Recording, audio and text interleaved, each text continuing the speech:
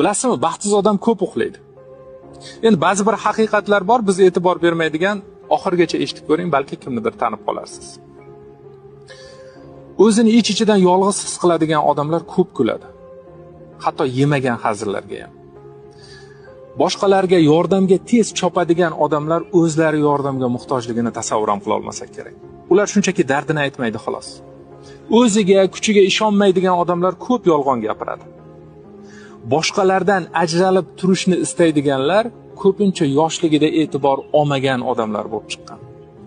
Agressiv odamlar bo'ladi-ku, ularning ichida dardi bor, og'rig'i bor. Shuni yopishga harakat qiladi, hatto o'sha jahl bilan bo'lsa ham. Eng kuchli odamlar katta kichik davralarda deyarli gapirmaydigan odamlar bo'ladi. Chunki ular hamma kerakli narsani eshitadi, xulosani oladi va har bitta so'zini qadriga yetadi.